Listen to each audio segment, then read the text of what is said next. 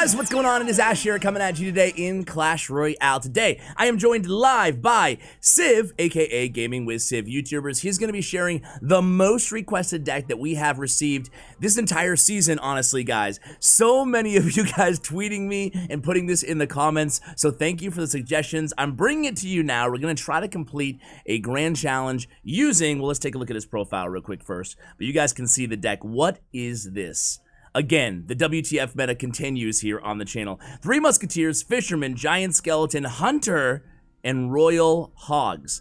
Man, very, very interesting, unique deck. We're going to see how he plays it. I'm also going to share Civ's top 5 tips for the deck with you guys as we go through today's video. And he's in a match right now. Let's go ahead and jump in the arena, and I want to share those tips with you guys. So today's video is brought to you by Raid Shadow Legends. I am still going strong and highly addicted to this game. It is a dark fantasy / RPG game that you guys are absolutely going to enjoy. Again, be careful because you might catch the addiction like I have. Now, my favorite champion in the game for the tips for you guys who are just starting out is Kale. He's an offensive juggernaut. I highly recommend you guys focus on Kale early on. He will make your team that much better. So I talked to Plarium, the developers of this game. There's tons of new content coming now and over the next 6 months, especially. The roadmap ahead looks amazing. New faction, we're talking a new tag team arena, and a new clan boss. So certainly stay tuned to this channel. I will be dedicating some time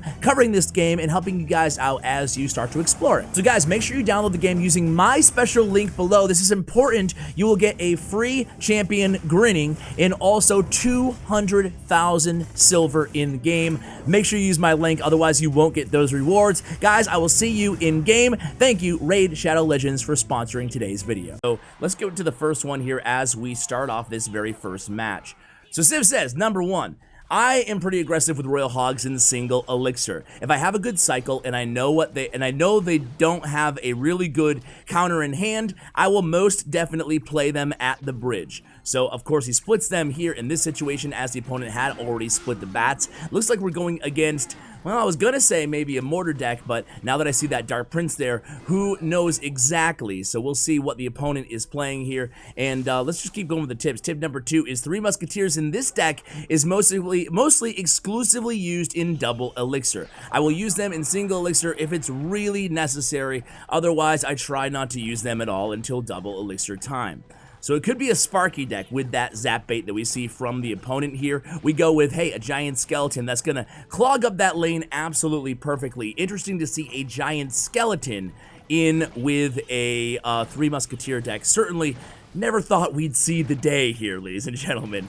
So bats on bats on bats here in the left lane. Giant Skeleton does a good job along with those bats, chipping away at that Giant. Now we go in with Royal Hogs. Dark Prince is in the lane. But man, this Giant Skeleton's going to go ahead and take off that shield, and if he dies, eventually, he will kill that Dark Prince, but not before the Dark Prince takes care of those Royal Hogs. So we go left lane here with the Hunter, and then we go Skeletons on top of those Spear Gobs.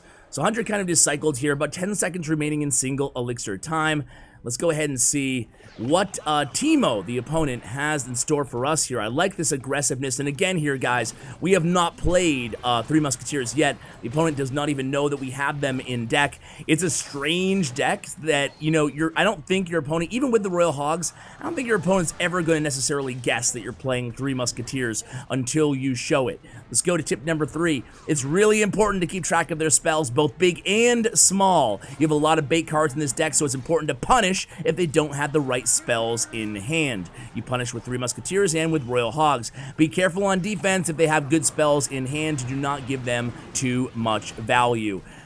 So nice defense here. Speaking of defense, again with that Musketeer, actually lightning comes down. So hey, let's see if we can go ahead and chop down this Giant using Skeletons. We do, but the opponent takes the damage advantage here. We are 9-0 right now inside this GC, as you guys can see. So hopefully it will be a flawless grand challenge. So it's not a Sparky deck, it's just a Giant Double Prince deck. It's the old school Giant Double Prince. I should have known now in hindsight, being 2020. So we go and engage on that left tower again, aggressive Royal Hogs playing into that Dark Prince there. We play a high Fisherman to pull that Giant away from the left tower. Meanwhile, the Fisherman, the first Fisherman, and the Giant Skeleton tag teaming that Knight in the left lane. The other Fisherman pulls it out of the Giant bomb range. But here we go again. Bats are played by the opponent. We have Hunter in tow. Hunter's going to clear out those goblins from the Goblin Gang, and then we're going to go ahead and pull that Prince into the Hunter and into the Royal Giant. We go again aggressive with the Royal Hogs here. Dark Prince is back in hand for the opponent. We go in with a snowball. Zap comes down from the opponent. That tower's going to be down. There it is. GG's. Nice, man. You saw the aggression towards the end of that match there, guys. Again, with the Royal Hogs, he played them really aggressively, even though the opponent did have Dark Prince in hand. Let's go ahead and let me just read the last 2 tips, top 5 tips for the deck, while we wait for him to find a match, and if not, we'll go ahead and edit it out there. So tip number 4. In matchups where the opponent has a lot of air cards like Balloon or Lava Hound, it's important to be careful when you use your Hunter because it's the best counter for air. Only use it when you know you will get a lot of value. Do not cycle Hunter against air decks. Okay, easy enough. And number 5, versus Giant, Goblin Giant, or Golem, Fisherman is the best defense you have in the deck because you can use it to activate the King Tower really easily. That should be your first priority, and therefore it's important to have it in cycle against the tanks in those matchups. So make sure you're not cycling it for other reasons. Make sure you have that in hand to go ahead and activate King Tower, or at least for the tank to pull it away from the tower, as we saw inside that first match. So we are 10-0 right now. Those are the top 5 tips for the deck. Let's go ahead and edit out here, come back at you guys when he finds his 11th match. All right, guys, here we go with the next match. That took a while. Going back to what I mentioned in, the State of the Game video or whatever the heck that was a couple weeks ago. Grand Challenges need a revamp, I think. You know, they're really cool for players who have 100 gems to burn every time, for pro players, for players who don't mind waiting a ton of time in between matches. But for the majority of people, they're not very well used, and I think that they ought to be, at the very least, reduced to 50 gems. But at the most, I think they should be reworked. It kind of along the same lines as the private tournaments, right? Where private tournaments suck now. I mean, there's no card rewards. I host them. I host them, by the way, 5 days a week. Check me out on Caffeine. Is where I stream now. You guys can check out that link in the description below. But I host these tournaments, $50, $100 tournaments every day. Can't even get like 150 people. Oh, I see you, Inferno Tower. I see you. Can't even get like 50 to 100 people in these tournaments now. They suck. I used to fill them up 1,000 people in a matter of 2 minutes. Now I can't, even with the cash incentive, I can't get anybody. Anyway, Giant Skeleton to kill all of this counter push. Actually, I stand corrected there. Does not kill the... Wow, Giant Skeleton Bomb doesn't kill the Inferno Dragon? Man, didn't know that. You learn something new every day. I would have suspected it did, but it was left with a sliver of health. Either way, doesn't really matter here. Fisherman nicely placed, but unfortunately the reach just didn't get that Goblin Brawler. It would have been nice to pull that Brawler away. He did kind of force the Miner out of the hand of the opponent, so we're going against the Double Dragon Lava Hound deck, it looks like. And then another Lava Hound in the back for the opponent. So again, the key here is going to be to save our Hunter, making sure we can really get the most value out of the Hunter. So we're going to want to protect the Hunter, knowing that he has Miner. But he just used Miner on the defensive end, so he doesn't have it in cycle right now. So let's see what we do. Of course, Hunter is down. Again, I don't know what he has for spells, the opponent, but clearly... And by the way, if you guys don't have Fisherman, you can go ahead and sub in Tornado in this deck for Fisherman, if you don't have him leveled up or whatnot. So again, actually the snowball pushed that giant, that Inferno Dragon out of the way there.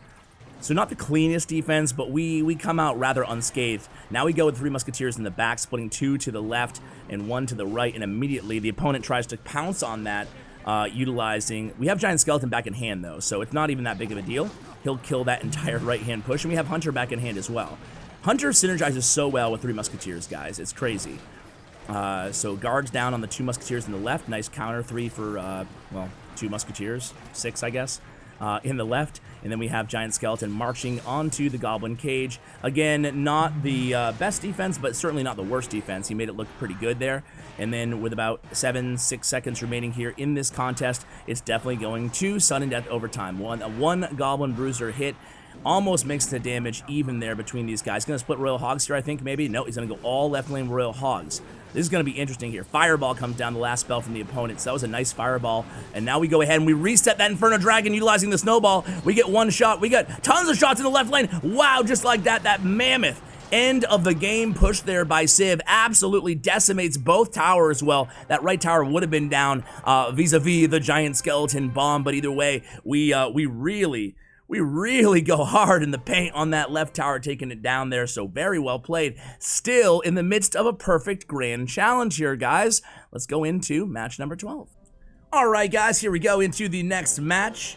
And it looks like they start out with the log. We start out with a skeletons in the back here. So Ice, Wizard cycled in the right for the opponent, Ange 47 from Resurrection, and we go in hard with the Royal Hogs again, same lane, man. Royal Hogs, same lane. You can see why Civ is aggressive with the Royal Hogs, right? It actually works out well for him more often than not, at least in this small sample size, but it was one of his tips that he gave us. So we're gonna go with a Fisherman cycled in the back here against this this Ice Golem. What is that card? Ice Golem. There we go. So Ice Golem makes his way, obviously playing against Ice Bow here, and let's see how we handle the Expo in the right.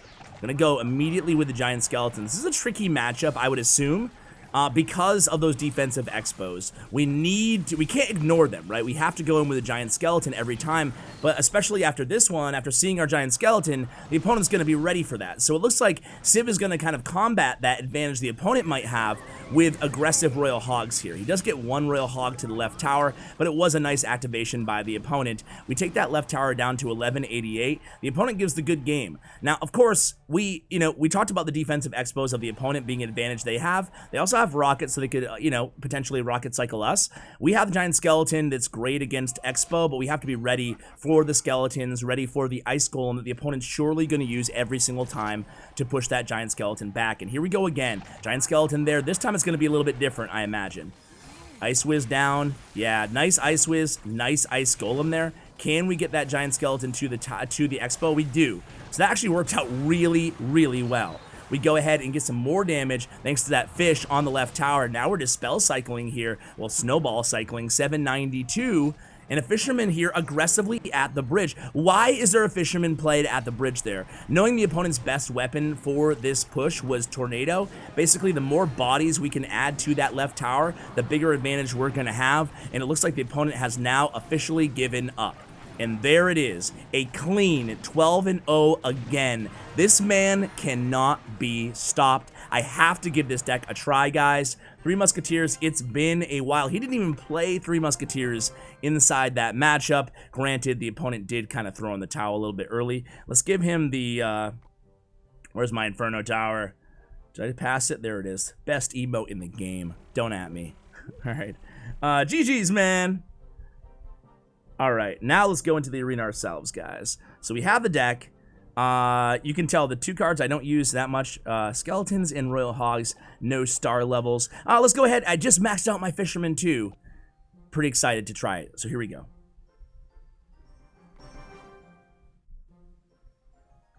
Right, against Diops. All right, so good luck. We'll give him the Inferno Tower. We have Fisherman, Giant Skeleton, Royal Hogs, and Skeletons. So I think I'm just going to go ahead and... Okay, it looks like we're playing another Expo deck, maybe. We'll go same lane here. Let's see if he goes... Okay, he goes Lumberjack, so it's not an Expo deck. Bar Barrel as well. Probably a Balloon deck. So let's see what he does. Okay, I'm going to play him for... Okay, I was going to say, I'm going to play him for a Balloon deck. I'm going to take some damage here, but I know he doesn't have big spells, so that's good. Let's see if we can stop this Balloon from getting a hit. We can't... That sucked. Alright. So I could have probably hunted now in hindsight there, but now we know what he's playing. He did a lot of damage. It was a great first push for him, but I feel like now that we know what he has, we can actually win this still. I just wish he didn't get that much damage. So we get some damage on the left side. I'm not going to give him this tower, certainly, because he only has Snowball. So he's going to have to do a lot of Snowball cycling. So he has Lumberjack back in hand. He also has Archers back in hand. He has Snowball back in hand, I believe. So what I'm going to do here is just split Muskie. I don't know if it's the right move, because Civ did say not to play early 3 Muskies, but I feel like I can take 1 hit on this this tower, and even though things are not looking good here, I actually think, maybe call me crazy, but I actually think I'll be okay in this matchup, because double elixir time, I will be able to really shut him down. Okay, so left Musketeer takes the tower down to 244. Now we have a nice little push going in the right. Bar Barrel comes down, get a little bit of chip.